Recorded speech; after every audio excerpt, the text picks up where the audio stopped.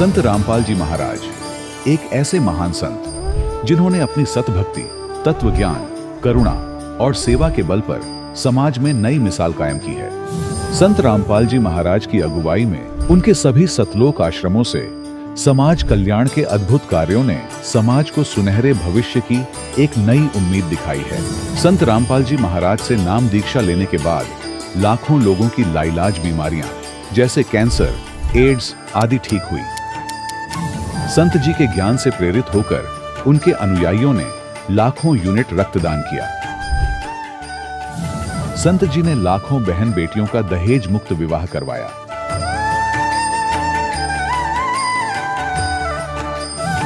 संत जी ने लाखों लोगों का नशा छुड़वाया, करोड़ों उजड़े परिवार बसे। संत जी के आश्रमों में समागम के दौरान निःशुल्क नेत्र चिकित्सा, दंत चिकित्सा प्रदान की जाती है। संत रामपाल जी महाराज द्वारा समय समय पर पर्यावरण संरक्षण के उद्देश्य से बड़े स्तर पर वृक्षारोपण किया जाता है। संत जी ने जरूरतमंदों को तत्काल राहत पहुंचाने के लिए एम्बुलेंस सेवा शुरू की। संत जी अपने अनुयायियों को देहदान के लिए प्रेरित करते हैं, जिससे मानवता की सेवा और चिकित्सा क्षेत्र में सुधार हो सके। संत रामपाल जी महाराज के सभी आश्रमों में हर रोज निःशुल्क भंडारा आयोजित किया जाता है, जहां हर वर्ग, हर जाति और हर धर्म के लोग एक साथ बैठकर भोजन करते हैं।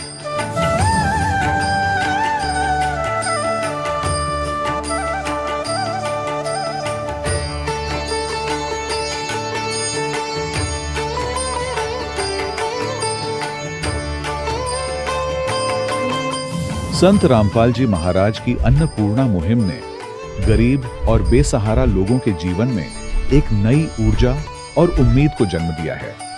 घर घर खाद्य सामग्री और जरूरी मदद पहुंचाकर संत रामपाल जी महाराज ने लोगों को दुख और मजबूरी से लड़ने की ताकत प्रदान की है।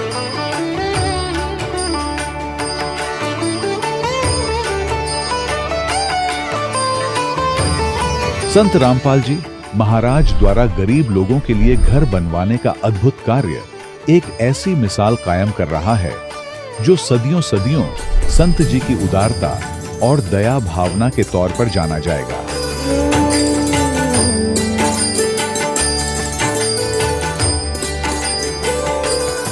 संत रामपाल जी महाराज के आश्रम में हजारों बुजुर्गों को सम्मान और प्यार के साथ जीवन जीने का अवसर मिलता है।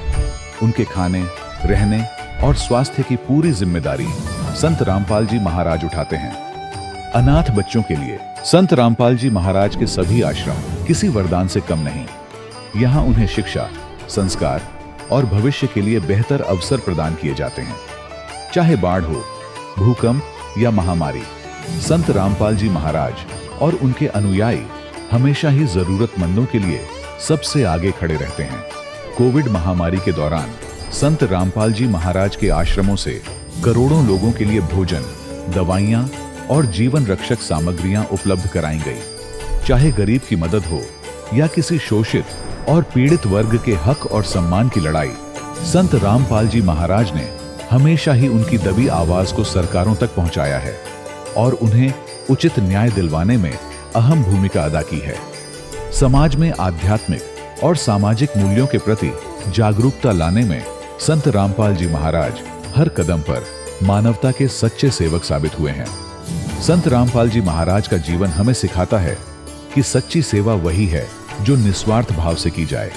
आइए हम भी इस महान सेवा के कार्य में इस महान संत से जुड़ें और संत रामपाल जी महाराज से नाम दीक्षा लेकर अपने जीवन को धन्य बनाएं।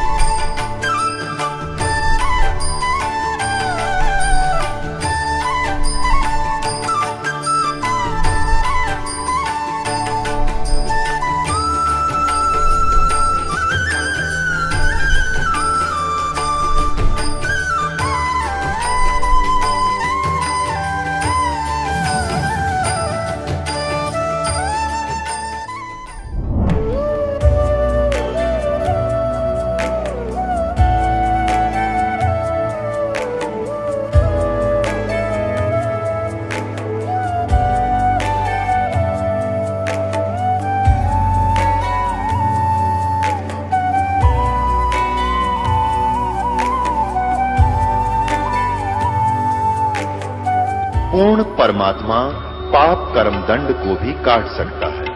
अभी तक जिस भी संत व महापुरुष से मिले, उन्होंने यही बताया कि पाप कर्म फल भोगने से ही समाप्त होगा। वो प्रभु कौन है जो पाप कर्म को काट देता है, वो काल के बंधन से छुड़वा देता है। उसका क्या नाम है, पूजा की विधि क्या है? कृपया अवश्य सुनिए जगत गुरु तत्वदर्शी संत रामपाल जी महाराज के अमृत वचन। सत साहिब दर्शकों, कर्नाटक के प्रसिद्ध भविष्य वक्ता योगी नारायण जी ने भविष्यवाणी की थी कि एक महान संत के द्वारा दिए गए तारक मंत्र से असाध्य रोग भी ठीक हो जाएंगे और व्यक्ति को प्रारब्ध कर्मों के पापों का फल नहीं भोगना पड़ेगा। आज उस भविष्यवाणी के अनुरूप एक महापुरुष के सानिध्य में कई लोग लाइलाज बीमारियों से मुक्ति पा रहे हैं। इसका एक जीता जागता उदाहरण है हरियाणा के ईश्वर जी, जो जानलेवा रोग कैंसर से पीड़ित थे। इलाज के लिए इन्होंने कई अस्पतालों के चक्कर लगाए, लेकिन डॉक्टरों ने साफ कह दिया था कि इनका कैंसर ऐसे पड़ाव पर है कि अब ये खाना भी नहीं खा सकते। जब ईश्वर जी ने डॉक्टरों को भी अपने रोग के आगे हार मानते देखा, तो इन्होंने आध्यात्मिक मार्ग अपनाने का निर्णय लिया।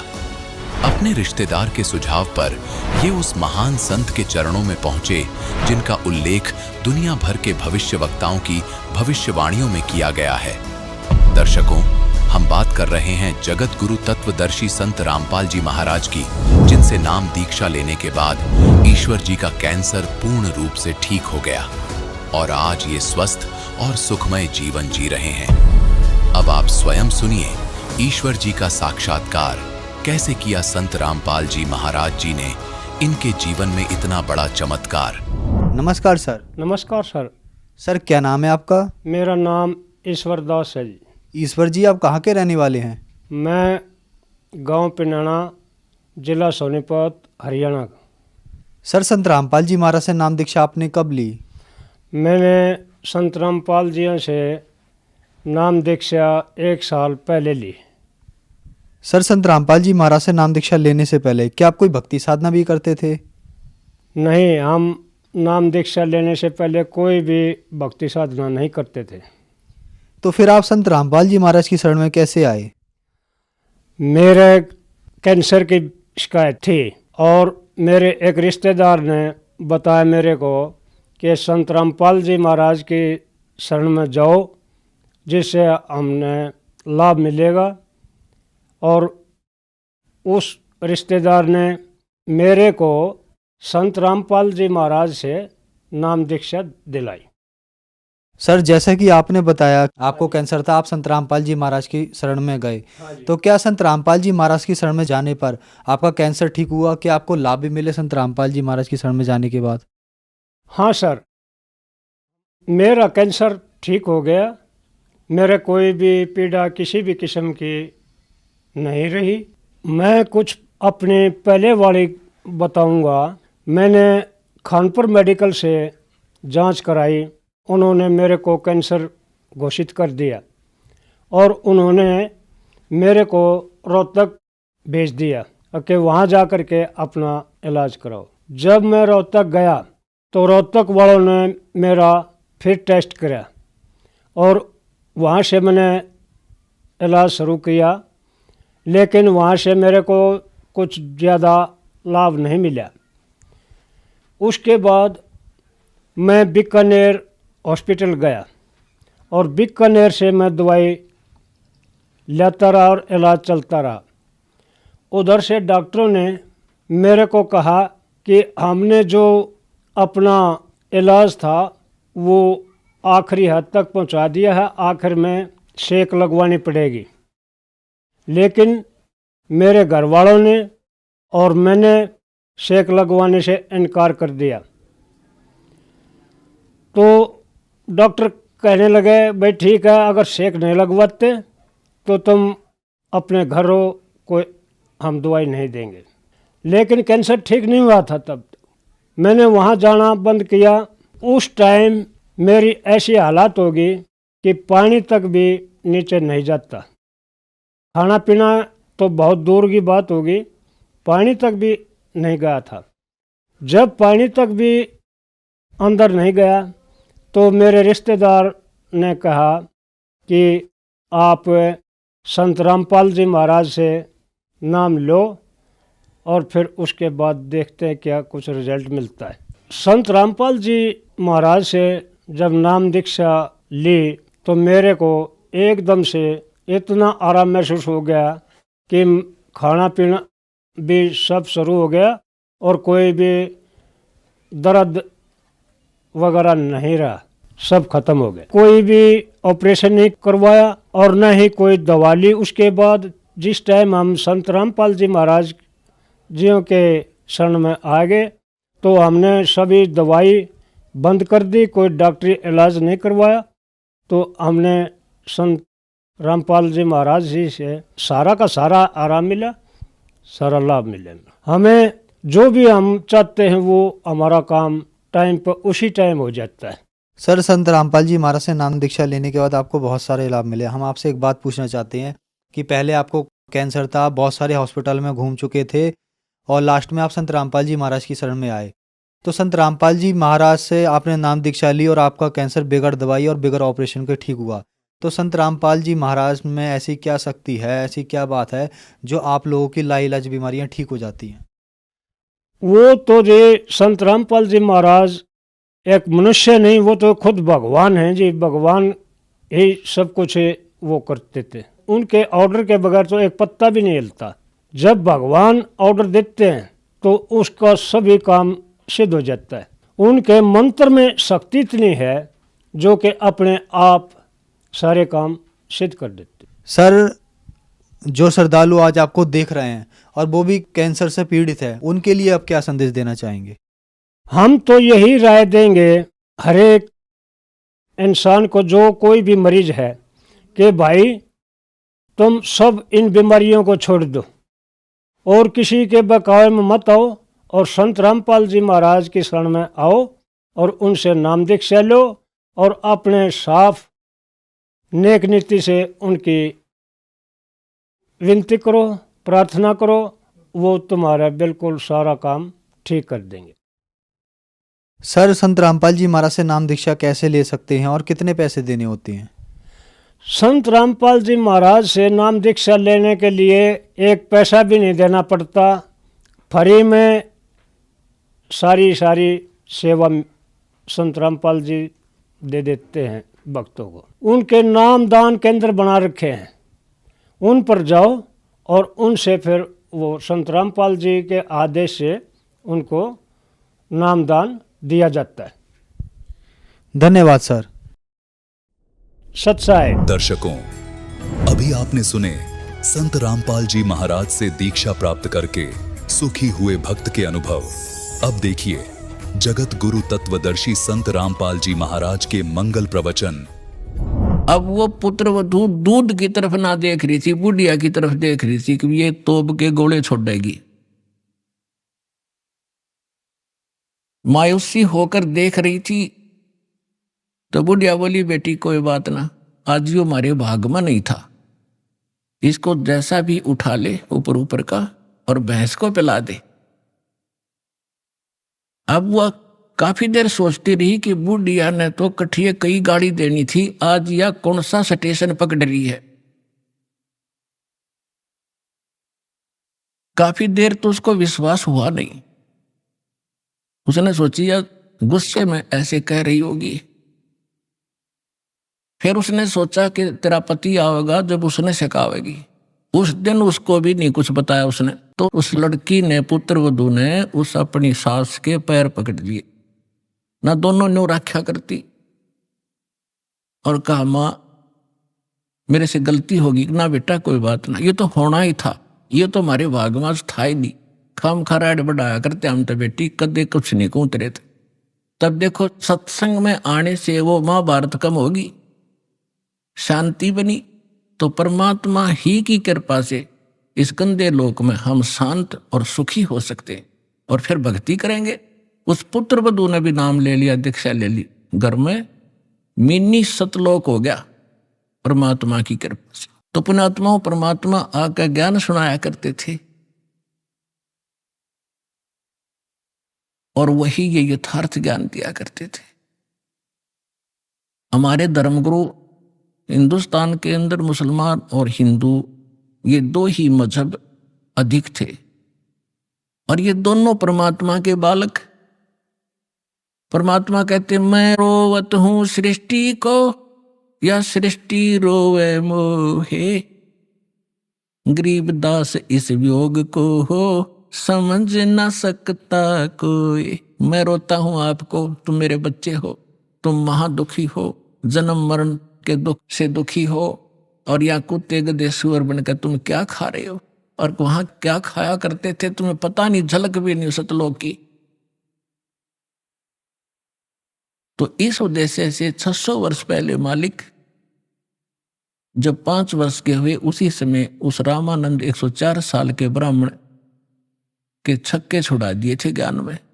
आखिर में उस महापुरुष ने करबद्ध होकर माथा टेक दिया था कि तुम परमात्मा हो, तुम स्वामी में बाल बुद्धि, भरम कर्म कियो नाश, गरीब दास निज ब्रह्म तुम, मोहे हो गया दृढ़ विश्वासी। रामानंद जी 104 साल के महात्मा, जिसने 1400 ऋषि चेले बना रखे थे, जो उसके द्वारा प्राप्त ज्ञान को प्रचार किया करते थे। अब वो कहता है तुम स्वामी में बाल बुद्धि। पुण्यात्माओं, ब्राह्मण इसको कहते हैं। परमात्मा कहते हैं ब्राह्मण सोए जो ब्रह्म पहचाने। अब वो ब्राह्मण था, उसने ना समाज देखा, ना इज्जत देखी, भगवान देखा। एक तरफ तो धानक का लड़का खड़ा, एक तरफ सारा समाज खड़ा। धानक के लड़का नहीं, वो भगवान दिखा उसने, क्योंकि स्वयं देख चुके थे और चरणों में गिर गए। इसको ब्राह्मण कहते हैं, इसको विद्वान कहते हैं, महापुरुष कहते हैं। लोक लाज करे नहीं, परमात्मा के लिए निकला था और परमात्मा सामने खड़ा। फिर समाज ने देखेगा वो व्यक्ति तो महामूर्ख है, वो भक्त नहीं है। फिर तो परमात्मा अपने सभी हिंदुओं को भी समझाया करते थे, मुसलमानों को भी समझाते थे, और क्या कहा करते थे, नहीं है दारम दारा वहां तो नहीं है दारम दारा, नहीं है दारम दारा वहां तो नहीं है दारम दारा। उस दरगाह में धर्म राज है, उस दरगाह में धर्म राज है, वो लिखा लेगा सारा वहां तो नहीं है दारम दारा, नहीं है दारम दारा वहां तो नहीं है दारम दारा। मुल्ला कुके बंग सुनावे, मुल्ला कुके बंग सुनावे, ना बैरा करतारा वहां तो नहीं है दारम दारा, नहीं है दारम दारा वहां तो नहीं है दारम दारा। 300 रोजे खून करत हो, 300 रोजे खून करत हो, तुम कैसे हो दीदारा वहां तो नहीं है दारम दारा, नहीं है दारम दारा वहां तो नहीं है दारम दारा। मूल गवाए चले हो काजी, मूल गवा चले हो काजी, बरिया घोर अंगारा वहां तो नहीं है दारम दारा। बवजल डूब गए हो भाई, बवजल डूब गए हो भाई, तुमरा की जगह मुँह काला वहां तो नहीं है दारम दारा। ये तो काजियों को समझाया, मुसलमान धर्म के मार्गदर्शकों को। अब ब्राह्मणों को, हिंदुओं को समझा रहे हैं, भाई वेद पढ़े पर भेद न जाने, वेद पढ़े पर भेद न जाने, ये बाँचे पुराण 18 वहां तो नहीं है दारम दारा। जड़कू अंधा पत्ते खवावे, जड़कू पत्थर की मूर्ति का गनों को फूल चढ़ावे, फल चढ़ावे, और पढ़े वेद और गीता, और ओछी साधना करे मनमुखी, वेद पढ़े पर भेद न जान, ये बाचे पुराण 18।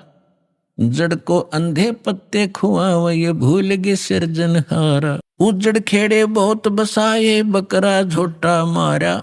जाकू तो तुम मुक्ति कहत हो, वो है कच्चे बारा। मांस मछरिया खाते पांडे, किस विद रहे अचारा। स्यों जजमान नरक में चाले, और डूबे स्यों परिवारा। छाती तोड़ हन जम किंकर, लाग्या जम का लारा। दास गरीब कहे बेकाजी, ना कहीं वार न पारा। हिंदू हदीरे पूजे ही, ये मुस्लिम पूजे घोरे। दोहु दीन धोखे पड़े, ये हो गए कठिन कठोरे। हिंदू तो ये माता मसाणी मंडी, मरने के बाद उसकी यादगार बना ली, उसने पूजे। और मुसलमान पूजते हैं उन दरगाहों को जहां कोई संत फकीर पीर रहा हो, उसकी मृत्यु के बाद यादगार बना दी। हिंदू हदीरे पूजे ही, ये मुस्लिम पूजे घोरे। दोहु दीन धोखे पड़े, ये हो गए कठिन कठोरे। इन पर दर्द हो गए, समझाना चाहे तो सिर फोड़ दे। उल्टे पड़े, ज्ञान सुनते नहीं, परमात्मा कह रहे। हिंदू तो देवल बंधे, ये मुस्लिम बंधे मसीत। देवल माने मंदिर में, हिंदू तो मंदिर का बंध गए, और मुसलमान बंध गए इसके मस्जिद के। हिंदू तो देवल बंधे, ये मुस्लिम बंधे मसीत।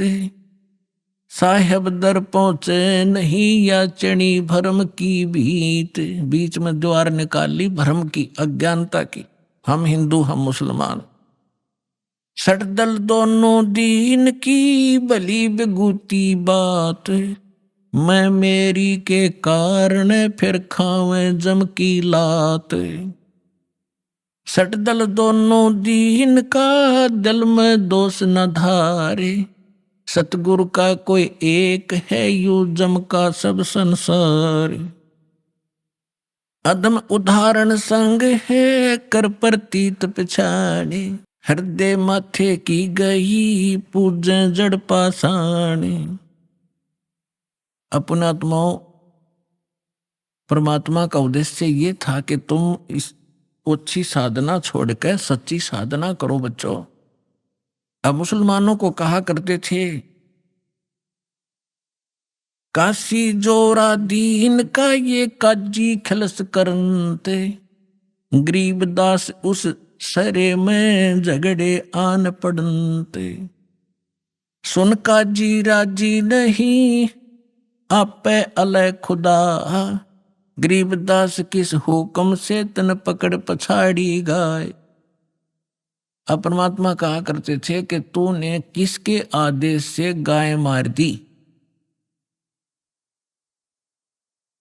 उस परमात्मा का आदेश जिसने 6 दिन में सृष्टि रची और 7वें दिन तख्त पर जा बैठा, आप उसके आदेश का पालन करो। वो है अल्लाहु अकबर। परमात्मा स्वयं आए हुए थे, वो बता रहे थे। और इसी परमात्मा की जानकारी है बाइबल के अंदर उत्पत्ति ग्रंथ में। उसमें स्पष्ट किया है कि 6ठे दिन परमात्मा ने मनुष्यों की रचना की, उससे पहले सभी जीव जंतु उत्पन्न कर दिए। और उस मनुष्य को परमात्मा ने अपने जैसा पैदा किया, अपने जैसी शकल का, मनुष्य जैसा। तो परमात्मा मनुष्य जैसा है। और उसने आदेश दे दिया, उस परमेश्वर ने, सभी के लिए, जो अन्य प्राणी हैं उनके लिए छोटे छोटे बीजदार, छोटे छोटे घास फूस के पौधे, और मनुष्यों के लिए बीजदार पौधे और फलदार वृक्ष, नथिंग एल्स। मांस खाने का आदेश उस परमात्मा का नहीं है। आगे आपकी कुरान शरीफ में ये थी, उस परमात्मा के स्थान पर किसी अन्य फरिश्ते का आदेश तुमने लिख लिया है, तो उस परमात्मा का आदेश नहीं है, उसके आदेश का पालन करो। अब क्या बताते हैं परमात्मा, गौ हमारी माता है, पीवत जिसका दूध। पहले भैंस कम होती थी, सबके घरों में गायें होती थी। अब जिसका हम दूध पीते हैं प्रथम जननी जो होती है उसका दूध पीते हैं, वो माँ कहलाती है। फिर हम गाय का दूध पीते हैं तो वो भी माँ हुई, भैंस का दूध पीते हैं तो वो भी माँ हुई, और फिर माँ को मारे जो तुम्हें दूध प्यावे और उसको काटो और खाओ। अरे बुद्धि भ्रष्टो। अब क्या कह रहे हैं परमात्मा, गौ हमारी माता है पीवत जिसका दूध, गरीबदास का जी कुटल तन कतल किया औजूद। गौ अपनी अम्मा है तापर छुरी नबा, गरीबदास घी दूध को सब ही आत्म खावे। ऐसा खाना खाइए माता को नहीं पीड़े, गरीबदास दर गैसरे तेरे गल में पड़े जंजीरे। अब क्या परमात्मा क्या कहा करते थे कि काजी पटक कुराने को उठ गए सिर पीटे, गरीबदास जुल्हे ने इस धानक ने कैसी बात कही अदीठ। अदीठ माने हमने कदे सुनी नहीं ये बात, ऐसी ऐसी बकवाद कर रहा है ये। और गुस्से में होकर उठ कर काजी चले गए। उस दिन सिकंदर लोधी दिल्ली के बादशाह बनारस में गए हुए थे, क्योंकि सिकंदर लोधी दिल्ली का जो सम्राट थे उसके अंतर्गत ये सभी भारत के छोटे छोटे राज्य राजा उसी के अधीन थे। उसमें दिल्ली का जो शासक था सिकंदर लोधी था, वो मुसलमान था, और काशी का नरेश था वीरदेव सिंह बघेल हिंदू। वो दिल्ली के बादशाह के अधीन थे, तो अपने अन्य स्टेट में संभालने के लिए ये सिकंदर लोधी यदा कदा जाता रहता था। तो जब जिस दिन वो सिकंदर लोधी वहां पहुंचा हुआ था, ये वार्ता तो उनकी पहले होती रहती थी, उस दिन सिकंदर लोधी वहां पहुंच गया। तो उस दिन मुसलमानों का दाव लग गया कि आज इसकी कंप्लेंट कराएंगे। ये वीरदेव सिंह बघेल तो हमारी बात सुनता नहीं, क्योंकि ये तो इसका शेष हो चुका है, और सिकंदर लोधी के आने से हम उसको बताएंगे। तो क्या है, काजी पटक कुराने को उठ गए सिर पीटे, गरीबदास जुल्हा कही ये बानी अकल अदीठ, जुल्हे दीन बिगाड़िया काजी आए फेरे, गरीबदास मुल्ला मुर्ग अपनी अपनी बेरे। अब परमात्मा कहा करते, गरीबदास जी बता रहे हैं, कबीर साहब ये ज्ञान सुना रहे थे कि तुम आज मुर्गे को मार रहे हो, गाय को मार रहे हो, बकरे को मार रहे हो, अगले जन्म में आप मुर्गा बनोगे, मुर्गा बनेगा काजी, और ये तुम्हारी गर्दन काटेगा। ऐसे टिट फॉर टेंट यहां सदा बना रहेगा, तो क्यों ऐसे पंगे में पैर देते हो तुम, आगे फिर गला कटाओगे। तो ये ज्ञान भगवान दे रहे थे, लेकिन वो शैतान मान नहीं रहे थे। मुर्गे से मुल्ला भाई, मुल्ला से फिर मुर्गे। क्या कहते हैं कि मुल्ला तो मुर्गा बना और मुर्गा बना मुल्ला, ये तुम्हारा फिर गर्दन काटेगा। मुर्गे से मुल्ला भये, मुल्ला फिर मुर्गे, गरीबदास दो जगदश से इन पाया नहीं स्वर्ग, काजी कलमा पढ़त है बाँचे फिर कुरान, गरीबदास इस जुल्म से थर डूबे दो जिहान। यानी यहां भी दुखी पाप कर्म इकट्ठे करके जाओगे, आगे नरक में डाले जाओगे। दोनों दीन दया करो, ओए होए पुण्यात्माओं, भगवान किस प्रकार हमें समझाया करते, हम इसे अनाड़ी हो गए। दोनों दीन दया करो तुम मानो बचन हमारे, गरीबदास सूर गऊ में एक बोलन हार। यानी एक जैसा जीव है, ऐसा ही सूर का, ऐसा ही गाय का। सूर गऊ में एक है, गाय भखो ना सूरे, गरीबदास सूर गऊ दोहू का एक नूर, मुल्ला से पंडित भये है पंडित से भय मूल, गरीबदास तज बैर भाव तुम कर लो सुलम सूल। कि तुम आपस में प्यार से रहो, आपस में कंप्रोमाइज करो, किसी को दुखी ना करो, मारो मत, आपस में लड़ो मत। हिंदू झटके मारे ही ये मुस्लिम करें हलाल, गरीबदास दोनों धर्म का वहां होगा हाल बेहाल। अब हिंदू तो ये कहते हैं हम एक ही झटके से सूअर को काट देते हैं या बकरा काट देते हैं, जो बलि चढ़ाते हैं उसमें उसको पीड़ा नहीं होती। और मुसलमान क्या कहते हैं, हम तो धीरे धीरे प्यार से काटते हैं और कलमा पढ़ते रहते हैं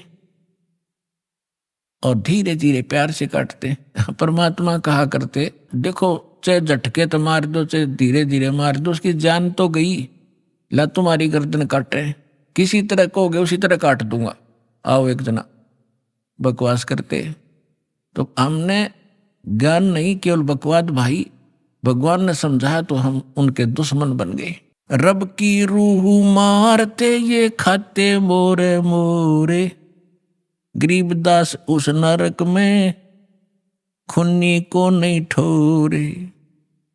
उगोड़े ऊंट अटक नहीं ये तीतर क्या खरगोश है, गरीबदास ऐसे कुकर्मी से वो अल्लाह है 100 कोस है। तुम सोचे हो भगवान पालेंगे, 300 रोजे खून करत हो कैसे हो दीदारा, दिन में तो रोजे रखे और सांझ पड़ी जब मुर्गी मारी। खाक भक्ति है तुम्हारी, दिन में तो भूखे मरे भगवान के लिए, और शाम ने भगवान की वह मूर्ति काट दी, भगवान का बनाया हुआ मुर्गा। एक बाबा जी साधु संत जा रहा था, रास्ते में एक झोंपड़ी थी, उसमें कुछ व्यक्ति एक देगची में कोई वस्तु उबाल रहे थे, पका रहे थे।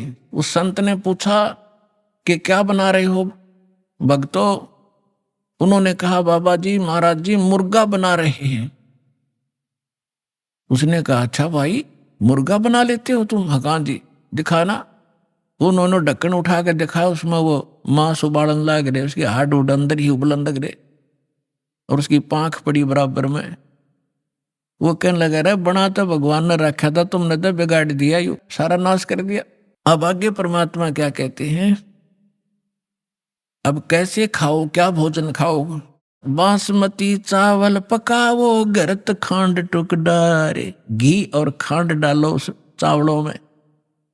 गरीबदास करो बंदगी भाई कूड़े काम निवारे, भक्ति करो ये बुंडे काम छोड़ दो, ये बुरे काम छोड़ दो। बासमती चावल पकाओ गरत खांड टुक डारे, गरीबदास करो बंदगी कूड़े काम निवारे। फुलके धोवा दाल कर तुम हलवा रोटी खाओ, गरीबदास का जी सुन मिट्टी मांस ना पकाओ।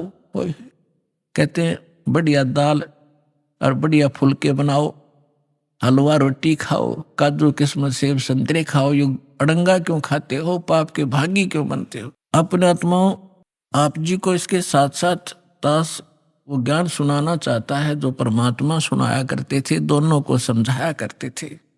अवगत महल की सुन बात, एक का एक संग नौ साथ।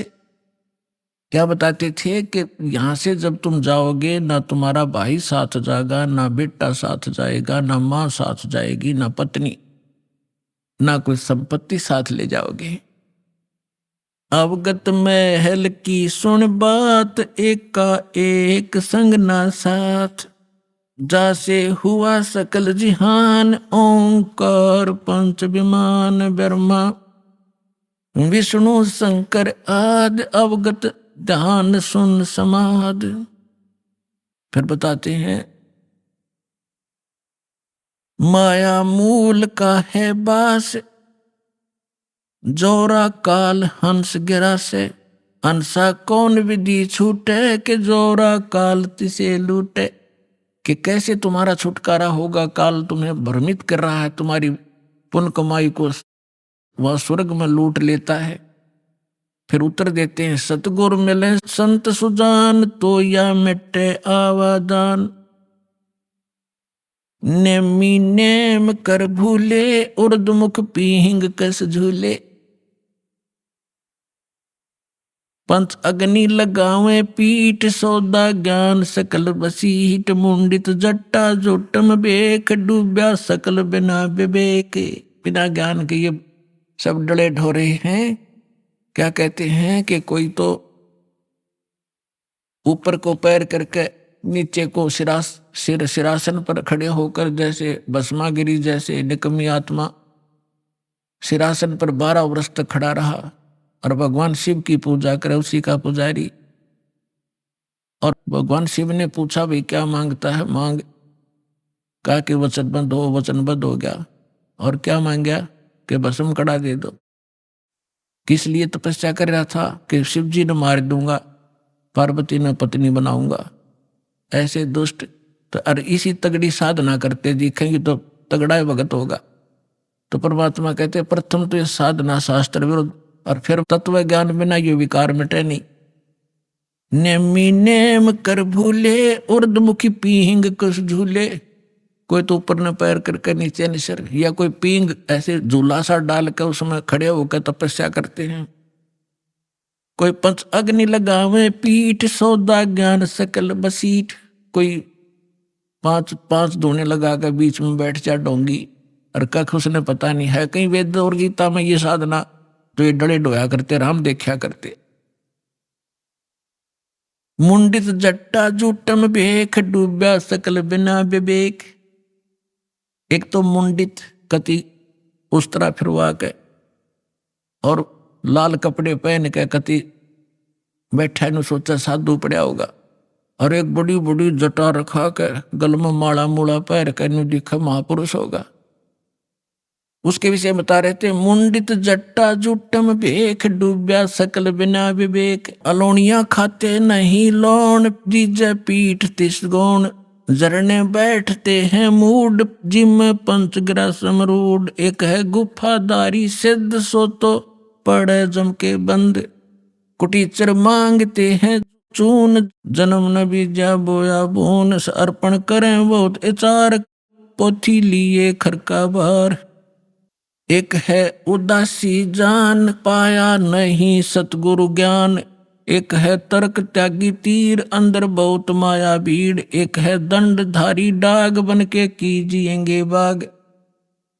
आपने देखे होंगे शंकराचार्य जैसे और वीर की परंपरा में एक वो रखते हैं, एक लाठी सी, उसने दंड बोलते हैं, डंडा, और उसने इतना आदर से रखते हैं उस लठ ने, उसके ऊपर कपड़ा डालेंगे बहुत बढ़िया, और उसने कंधे पर रखेंगे, धरती में नहीं धरे बेइज्जती हो जाएगी। उस लठ ने दंड बोले, दंड, उसको दंडी स्वामी कहते। और जैसे कहीं स्नान करते हैं या खाना खाते हैं, या तो ऊपर रखेंगे किसी खुट्टी खाटी में बड़ी जचा के, या एक लिए खड़ा रहेगा दूसरा नहा लेगा उन लठा ने दोनों ने। तो परमात्मा कहती है भक्ति का मार्ग है इनका। एक है दंडधारी डाग बन के कीजिएंगे बाग। आज ये साधना ठीक ना करके ये मनमुखी जो साधनाएं कर रहे हैं, अगले जन्म में ये जंगल में अन्य प्राणियों की योनियों में जाएंगे। एक तो नगन है नागा जिसे नहीं सूझता आगा। ये नागा फिरते हैं, कहते एक नगन है नागा जिसे नहीं सूझता आगा, यानी उसको भविष्य का ज्ञान नहीं। आज यो निर्वस्त्र घूम रहा है और इसी में मानता मानते हैं कि मैं त्यागी और वैरागी हूं। अगर नंगा रहने तो भगवान मिला, ये पशु पक्षी सारे ना नंगे फिरे, फिर ये तो आपसे पहले प्राप्त कर लेते और जंगल में ही रहते। परमात्मा ने अकल दी है, अपने जितना गर्मी सर्दी से बचने के लिए वस्त्र पहनो, और किसी भी अपने क्षेत्रानुसार अपने किसी प्रकार के कपड़े पहनो, लेकिन वो सुविधाजनक हो। अब जैसे आजकल देखा ये जीन की पैंट पहने लड़की भी लड़के भी, और उसने पैर के आड़े सत्संग में आ जाए, वो बैठ नहीं सकते, उनको अलाउड नहीं यहाँ पर पैर के आना। अब ऐसा भी नहीं पहनना चाहिए जो बेमतलब की बकवाद हो। अब बैठा नहीं जा, बैठे बिना सत्संग सुना नहीं जा, थोड़ी सी देर में ये पैरों की नसें बंद हो जाए उनके पैर के बैठने से। तो ऐसे वस्त्र पहनो जो सुविधाजनक हो और अभद्र से ना लगे। कैसे ही पहन लो, लाल पीले कैसे ही पहन लो। अब जैसे दाढ़ी रखो या ना रखो, जटा रखो या ना रखो, वो आपकी मौज है। लेकिन साधु रूप में ये दाढ़ी और मूछ रखना और जटा रखना अलाउड नहीं है, क्योंकि आपसे भ्रमित होंगे। अन्य प्राणी न सोचेंगे ये महात्मा है, या बिजली ऐसे ही गिरी हुई है अभी तक। हम इन नकलियों को एक विशेष साडंबर देख कर उसी को प्रणाम, उसी को दान, उसी से दीक्षा ले बैठते हैं और दोनों का भट्ठा बढ़ा देते हैं। अब परमात्मा कहा करते कि हिंदू तो कहते हैं मुसलमान काफिर ये मांस खाते हैं, और मुसलमान कहते हैं हिंदू काफिर ये आन उपासना करते हैं, ये मांस मिट्टी नहीं खाते। अब यहाँ थोड़ा सा पहले एक हिंट देता हूँ, एक कथा सुनाता हूँ कि एक समय सिकंदर लोधी जब काशी पहुंच गया बनारस में, उधर से काजियों का दाव लग गया, मुल्लाओं का, कि आज इसकी शामत अड़ा देंगे। और सिकंदर लोधी के पास जाकर के क्या क्या कह दिया कि महाराज हमारा तो जीना हराम कर दिया, हमने तो काशी छोड़नी पड़ेगी। एक धानक है, एक शूद्र है, हिंदू है, काफिर है, और वो हमारी मुसलमान धर्म की बेइज्जती करता। हजारों की संख्या में मुसलमान इकट्ठे होकर चले गए, और वो इतना काफिर है कि मांस मिट्टी भी नहीं खाता, और मांस मिट्टी खाने वालों को काफिर कहता है। तो सिकंदर लोधी ने कहा कि लाओ पकड़ के, कौन है वो ऐसा नालायक आदमी। अब परमात्मा को पकड़ लेंगे 10 जने, 10 सिपाही उतरा गजब, और जाके खड़ा कर दिया कि ये है जी। अब सिकंदर लोधी कहने लगा कि अच्छा ये मांस भी नहीं खाता, और जी ये कहता है हम ही अलखल्ला है, कुतुब गोस और पीर, गरीबदास खालिक दनी हमरा नाम कबीर, ये अपने आप को खुदा कहता है। तो सिकंदर ने कहा कि खुदा की तो बात छोड़, तू पीर भी होगा तो इस गाय को जिंदा कर दे। हमारे पीर ने, हमारे हजरत मोहम्मद ने एक गाय को मार कर जीवित कर दिया था, तो इस गाय को काटेंगे तो इसको जीवित करना, नहीं तो तेरी गर्दन काट दूंगा। अब सिकंदर लोधी थोड़ा सा बुद्धिमान था कि भी हो सकता, जब इतना कॉन्फिडेंस से ये कह रहा है कदे संत हो और तू नाजायज दुखी कर दे, तेरे को श्राप दे दे। तो पहले उसने परीक्षार्थ गाय काट दी बड़ी सभा में, और गाय गर्भवती थी। अब मां बेटे के 4 टुकड़े हो गए। तो यहां परमात्मा ने कहा था गाय अपनी अम्मा है, इस पर छुरी ना बा, गरीबदास की दूध ने सभी आत्म खा। अरे निकम्यो, यह गाय ना मुसलमान को मना करती दूध से, ना हिंदू को। और मुसलमानों तुम इसे एक दिन काट के इसको फारिग कर देते हो, इसका दूध पियो, 10 साल तक दूध पियाओ, तुम्हारे को घी खिलावे। परमात्मा कहे हित की बात हम मानना करते अहित की। कहते कहें भली मानने बुरी, यह परीक्षा नीच आत्मा की यह परीक्षा होती है, उसके भले की को उल्टा पड़ेगा। अभी आपने सुने संत रामपाल जी महाराज के मंगल प्रवचन। आइए अब सुनते हैं संत रामपाल जी महाराज से नाम दीक्षा लेकर सतभक्ति करके अद्भुत लाभ प्राप्त करने वाले अनुयायी के विचार। दर्शकों, मनुष्य शरीर 5 तत्वों से बना है, और जब भी इस शरीर में कोई कष्ट या बीमारी आती है तो हम डॉक्टरों से इलाज कराते हैं। लेकिन जब इलाज से भी कोई समाधान न मिले तो हर इंसान भगवान की शरण में जाता है। हिंदू धर्म में देवी देवताओं को ही ईश्वर माना जाता है, और मध्य प्रदेश के खंडवा जिले की जय श्री जी भी पहले इसी साधना पर आश्रित थी। वे देवी देवताओं की पूजा, नवरात्रि व्रत किया करती थी। साथ ही इन्होंने जय गुरुदेव पंथ से दीक्षा भी ली थी। लेकिन जब जय श्री जी पर संकट आया तो इन्होंने देवी देवताओं से पुकार की और डॉक्टरों से भी उपचार कराया, पर कोई राहत नहीं मिली। जय श्री जी किडनी की गंभीर बीमारी से जूझ रही थी, और जहां भी जाती दवाइयां साथ ले जानी पड़ती थीं। इनके घर के सभी सदस्य बीमारियों से ग्रस्त थे। इनके घर का हर महीने का दवाइयों का खर्च लगभग 10,000 रुपए था। इस तरह के हालात से तंग आकर इन्होंने 2018 में तत्वदर्शी संत रामपाल जी महाराज जी की शरण ग्रहण की। इसके उपरांत इनका जीवन पूरी तरह बदल गया। जयश्री जी अब बिल्कुल स्वस्थ हैं। इनके परिवार वाले भी पूरी तरह ठीक हो चुके हैं और दवाइयों का खर्च अब पूरी तरह खत्म हो गया है। अब सुनिए जयश्री जी की पूरी कहानी उन्हीं की जुबानी। नमस्कार जी। नमस्कार सर। क्या नाम है बहन जी आपका? जयश्री दासी। बहन जी आप कहाँ की रहने वाली हैं? सर ग्राम सुलगांव, तहसील पुनासा, जिला खंडवा के रहने वाले हैं हम। बहन जी संत रामपाल जी महाराज से नाम दीक्षा आपने कब ली? सर संत रामपाल जी महाराज से नाम दीक्षा हमने 22 अप्रैल 2018 को ली। संत रामपाल जी महाराज से नाम दीक्षा लेने से पहले क्या आप कोई भक्ति साधना भी करती थी? हाँ सर, हम बहुत भक्ति साधना करते थे। ये सारी देवी देवताओं की पूजा, नवरात्रि, हमारे इधर गणगौर मनाते हो, गणगौर त्यौहार, तीज त्यौहार, उसके बाद सारे व्रत करते थे और सारी देवी देवताओं की इन्हीं की पूजा करते थे। ब्रह्मा विष्णु महेश, विष्णु जी, इनकी ही भक्ति करते थे हम। जय गुरुदेव पंथ से जुड़े हुए थे हम, उनसे नाम दीक्षा भी ले रखी थी और 7 साल तक हमने उनका नाम का जाप किया, लेकिन कोई भी फायदा नहीं हुआ। बहन जी आपने बताया कि आप ब्रह्मा विष्णु महेश की पूजा करती थी और भी भक्ति साधनाएं आपने की, फिर आप जय गुरुदेव पंथ से जुड़े और आपने वहाँ 7 साल तक भक्ति की, लेकिन आपको वहाँ से कोई लाभ नहीं मिला। तो फिर आप संत रामपाल जी महाराज की शरण में कैसे आईं? सर हमारी दीदी सदगुरु रामपाल जी महाराज से जुड़ी हुई है, हमारी मौसी की लड़की है, उनको कैंसर थी।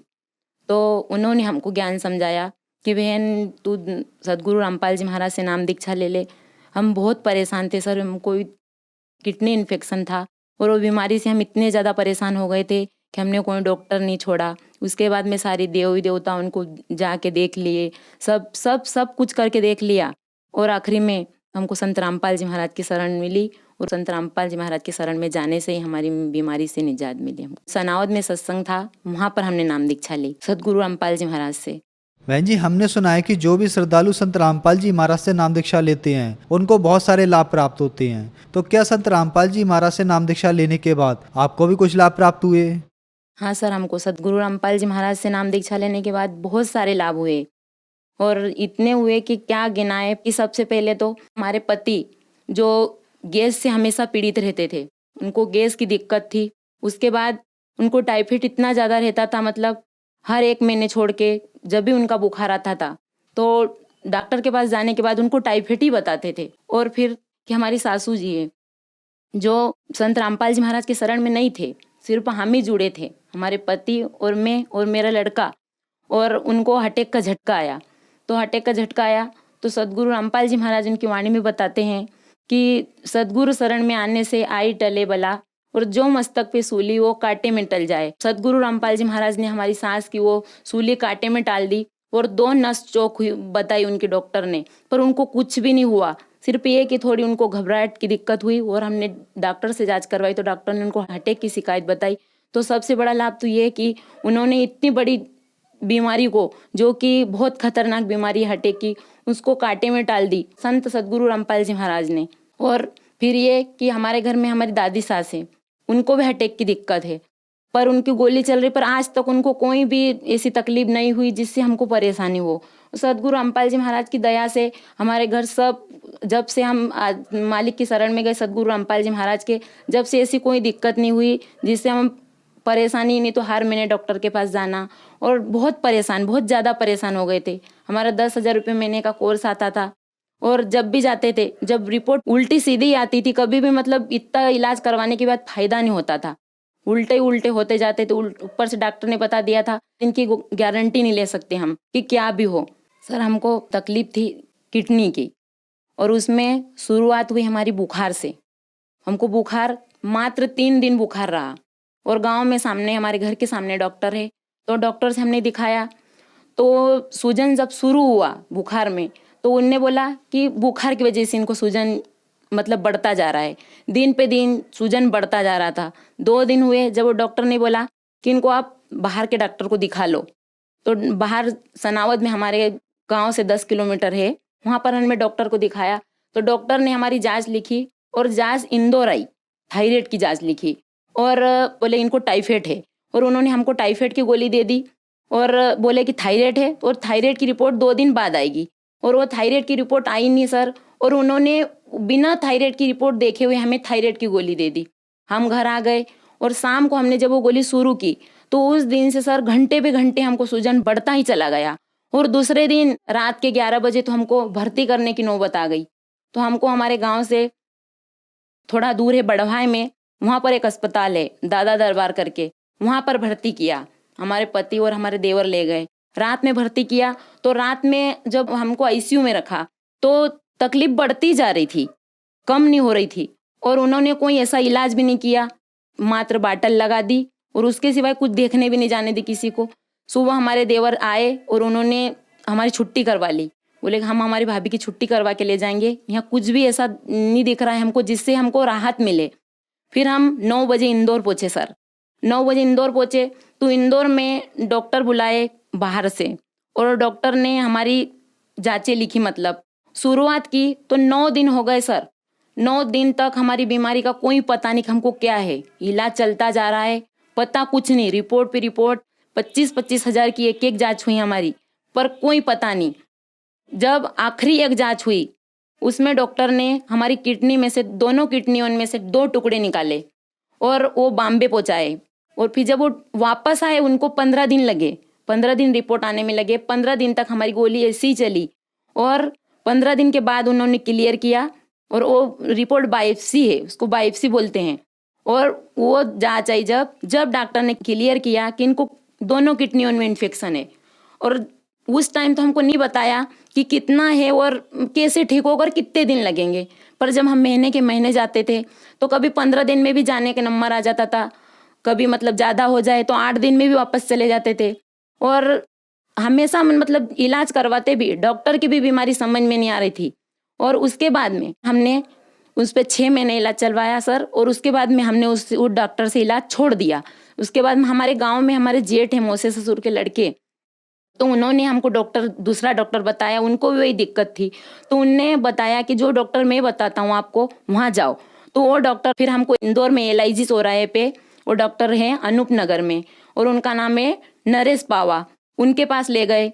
उनके पास ले जाने के बाद में उनने हमारी सारी रिपोर्टों देखी। तो उनने हमको बताया कि आप इतने दिन से गलत इलाज करवा रहे थे, आपको गलत डॉक्टर मिला और आप सही डॉक्टर के पास आए हो। उन्होंने वहाँ से इलाज शुरू किया, पर वहाँ से भी हमको कुछ नहीं फायदा हुआ। मतलब कभी 4 दिन के लिए फायदा हो जाए तो पूरे 1 महीने परेशान। और उसके बाद में इलाज चलते चलते और डॉक्टर ने आखिरी में क्लियर कर दिया कि इनकी गोली मतलब हमेशा चलेगी, कभी बंद नहीं होगी, पूरे आजीवन गोली चलेगी। और 1 दिन भी बिना गोली से मत रहना। अगर कहीं जाओ आप परिवार में तो गोली साथ लेके जाना। और हमको RO का पानी पीने को बोला था, फिल्टर का। अगर सर हम कहीं का पानी पी भी लेते थे तो हमारी आंखों में अलग से झलक आता था वो पानी, ऐसी दिक्कत थी हमको। तो पानी और गोली हम हमेशा साथ लेके जाते थे। और उसके बाद में डॉक्टर ने बोल दिया कि इनको अगर ज़्यादा ऐसी दिक्कत बढ़ी तो डायलिसिस का नंबर भी आ सकता है। पर हम ज़्यादा परेशान हो गए और हम घर से, हमको हमारी दीदी ने बताया था कि सदगुरु रामपाल जी महाराज की शरण ग्रहण कर लो, लेकिन हम घर से परेशान थे सर, घर वाले नहीं हमको जाने दे रहे थे। उसके बाद में जब हमारी दिक्कत ज़्यादा बढ़ गई, घर वाले इतने ज़्यादा परेशान हो गए हमारे से कि उन्होंने खुद बोल दिया कि तू अब संत रामपाल जी महाराज की शरण में चली जा। उसके बाद में हमने हमारी दीदी से कांटेक्ट किया और उनसे पूछा कि हम कहाँ नाम ले सकते हैं। तो फिर उनने बताया कि सनावद में सत्संग है, आप आओ और आप नाम दीक्षा लो। और हम सदगुरु रामपाल जी महाराज से नाम दीक्षा ली और सर 15 दिन के अंदर हमारी बीमारी ठीक हो गई। ये मेरी रिपोर्ट होने किडनी की, जो आप देख सकते हो कि मेरे को किडनी इन्फेक्शन बताया था और डॉक्टरों ने बोल दिया था कि आपको आजीवन गोली खानी पड़ेगी। लेकिन सदगुरु संत रामपाल जी महाराज की शरण में जाने से मेरी गोली दवाई सारी बंद हो गई। और ये रिपोर्ट 4 लाख की है, कम से कम 4 लाख रुपए मेरे को लगे हैं। और सदगुरु रामपाल जी महाराज की शरण में जाने से आज मैं सारी बीमारी से निजात पा ली हूँ और गोलियों सारी मेरी बंद हो गई मात्र 15 दिन के अंदर। और घर में मेरी सासू जी हैं, जो उनको जो दिक्कत थी, उनको जो हार्ट अटैक की शिकायत है, वो उनको बिल्कुल भी, अगर वो आधा किलो वजन भी उठाते थे तो उनको ऐसा लगता था कि मैंने बहुत ज़्यादा वजन उठा लिया। लेकिन आप घर का सारा जो भी उनसे बनता है वो सारा काम कर लेते हैं। और मालिक की दया से, सदगुरु रामपाल जी महाराज की दया से आज ठीक है। और हमारे पति को भी जो दिक्कत थी उनको भी, वो भी उस दिन से आज तक उन्होंने भी गैस की कोई गोली नहीं ली, नहीं तो हमेशा वो गैस की गोली खाते रहते थे। और सदगुरु रामपाल जी महाराज की शरण में जाने से उनको भी उस दिन से गोली खाने की कोई ज़रूरत नहीं रही। और हमने भी उस दिन से 15 दिन के अंदर जो हमारी गोली बंद हुई, उस दिन से हमने भी आज तक किडनी के इसमें कोई गोली नहीं खाई। और ना हम डॉक्टर के पास गए, और गए भी थे तो 5 महीने जब हो गए थे हमको सदगुरु रामपाल जी महाराज की शरण में जाने से, तो एक रोज़ हम हमारे पापा के घर गए तो हमारे पापा माने नहीं और बोले कि तू इतनी सूख गई है बेटी, अगर तेरे को कुछ हो गया तो तू एक बार हमारी मन की शांति के लिए डॉक्टर को दिखा दे। तो हम हमारे पापा के कहने पे डॉक्टर के पास गए थे और हमने जो जांचें करवाई वो सारी नील आई। तो डॉक्टर का भी होश उड़ गए कि जिस गोली की 35 साल उम्र रहती है, इनको ऐसा क्या हुआ जो इनकी गोली इतने दिन में मात्र 1-1.5 साल हमारे पास इलाज चलती हुआ और इनकी गोली बंद हो गई। और ये बोल रहे हैं कि 5 महीने हो गए हमने कोई गोली नहीं ली, और हमने सच में नहीं कोई गोली ली। 5 महीने तक हम ऐसे रहे सदगुरु रामपाल जी महाराज हमारे भगवान के भरोसे कि जिन्होंने हमको जीवन दान दिए, हम आपसे कोई गोली नहीं खाएंगे। और उस दिन से हमारे पति ने हमको हर बार बोला कि आप एक बार डॉक्टर के पास चल के तो देखो। हमने बोला कि नहीं जाएंगे, हमको हमारे भगवान पे पूरा भरोसा था। सदगुरु रामपाल जी महाराज पे पूरा भरोसा है कि वो हमको कुछ नहीं होने देंगे। और इसी विश्वास के साथ हम गए थे और हमको कुछ भी नहीं हुआ हमको, और हमने गोली खाई भी नहीं। और डॉक्टर के पास गए, जांचें करवा ली, सारी नील रिपोर्ट आई। बहन जी, संत रामपाल जी महाराज से नाम दीक्षा लेने के बाद आपको लाभ ही लाभ प्राप्त हुए, तो जो श्रद्धालु आज आपको देख रहे हैं आप उन्हें क्या कहना चाहेंगी? सर, हम उनसे क्या कहना चाहेंगे? बोलते हैं कोई ज्ञान को समझ लेता है, कोई नहीं समझता, और ये तो अपनी अपनी सोच है। जिसको परमात्मा की दया हो गई, जिसपे संत रामपाल जी महाराज की दया हो गई, उनका तो उद्देश्य ही यही है कि दुनिया में शांति लाना। और वो अपने बच्चों को, जो भी सदगुरु रामपाल जी महाराज के बच्चे हैं, क्योंकि वो धरती पे कबीर साहब के अवतार में आए हैं, तो वो तो यही सोचते हैं कि हमारे हर बच्चा सुखी हो। लेकिन बच्चे नहीं चाहते, जो चाहते हैं वो सुखी हो जाते हैं और जो सुन लेते हैं। ऐसे बहुत से सदगुरु रामपाल जी महाराज के शिष्य हैं जो आज पुस्तक सेवा जोरों से कर रहे हैं, सारा ज्ञान समझा रहे हैं, लेकिन जिसको समझ में आ जाता है वो समझ लेता है। और सभी से यही है कि जो भी संत रामपाल जी महाराज की शरण ग्रहण करेगा, वो चाहे कैंसर जैसी बीमारी हो, हार्ट जैसी बीमारी हो, बड़ी से बड़ी बीमारी हो, उससे आपको जरूर फायदा होगा। और चाहे आप मेडिकल के कितने भी चक्कर लगा लो, पर संत रामपाल जी महाराज जैसी जो रास्ता है और उनकी जो भक्ति है, वो उससे ही निजात मिलेगी आपको। आप चाहे कितने भी अस्पतालों के चक्कर काट लो, अगर आपके कर्म में आपको जो लेख लिखा है भोगना है, वो भोगना पड़ेगा। सदगुरु रामपाल जी महाराज की शरण ग्रहण कर लोगे तो आपको सारे दुख दूर हो जाएंगे और मन की शांति, और घर में बहुत सारे ऐसे लाभ है जो सदगुरु रामपाल जी महाराज की शरण में जाने से मिलते हैं। जैसे हमको बीमारी से निजात मिली, ऐसे जितने भी हॉस्पिटल हैं, चाहे वो भारत के हो या देश विदेश के कहीं के भी हो, उसमें जितने भी मरीज है, वो अगर आज संत रामपाल जी महाराज की शरण ग्रहण कर ले तो उनकी सारी बीमारी दूर हो जाएगी। और हम तो यहाँ तक का बोलते हैं कि जिसको किसी डॉक्टर ने बोल दिया कि आपका आज आखिरी दिन है, और उस टाइम पे वो संत रामपाल जी महाराज की शरण ग्रहण कर ले, तो उसको जीवन दान निश्चित मिलेगा। क्योंकि संत रामपाल जी महाराज जीवन देने और सुख शांति देने को ही आए हैं। सदगुरु रामपाल जी महाराज की शरण में आइए और अपने दुख दूर और सारे रोगों से छुटकारा पाइए। बहन जी, संत रामपाल जी महाराज की शरण में कैसे आ सकते हैं? सदगुरु रामपाल जी महाराज की शरण में राष्ट्रीय अंतर्राष्ट्रीय चैनलों पे सदगुरु रामपाल जी महाराज के सत्संग चलते हैं। उस पे नीचे एक पट्टी चलती है, उस पे कॉन्टेक्ट नंबर रहते हैं। आप उस कॉन्टेक्ट नंबर पे फोन लगा के पता कर सकते हैं, और संत रामपाल जी महाराज के शिष्य जो बता देते हैं कि आपके आसपास नामदान सेंटर हो, या फिर अब तो हर जिले, हर तहसील, यहाँ तक कि अब तो सदगुरु रामपाल जी महाराज की इतनी दया हुई कि गांव-गांव में सत्संग होते, और आप वहाँ जाके नाम दीक्षा लेके अपना जीवन सफल बना सकते हैं। धन्यवाद बहन जी। सत साहेब।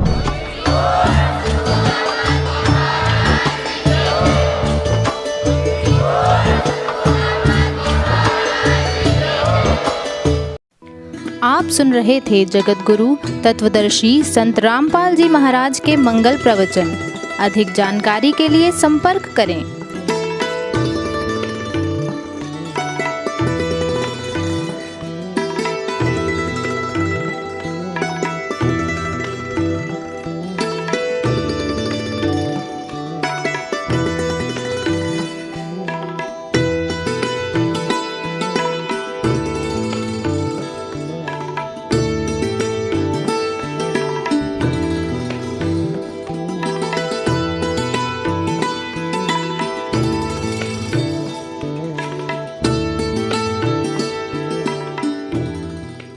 जगत गुरु तत्वदर्शी संत रामपाल जी महाराज जी के पावन सानिध्य में भक्ति की अलख जगाने तथा श्रद्धालुओं को सत्य भक्ति मार्ग का रास्ता दिखाने हेतु कनाडा के लोकप्रिय channel the TV NRI channel पर जगत गुरु तत्वदर्शी संत रामपाल जी महाराज जी के मंगल प्रवचनों का प्रसारण प्रतिदिन सुबह 7:30 बजे से 8:30 बजे तक तथा रात्रि 7:30 बजे से 8:30 बजे तक किया जा रहा है। इस सत्य भक्ति मार्ग को अपनाने के लिए अधिक से अधिक सत्संग प्रसारण देखें। इस सत्संग प्रवचन का सीधा प्रसारण संत रामपाल जी महाराज लाइव सत्संग YouTube चैनल और जगत गुरु संत रामपाल जी महाराज Facebook पेज पर भी देख सकते हैं।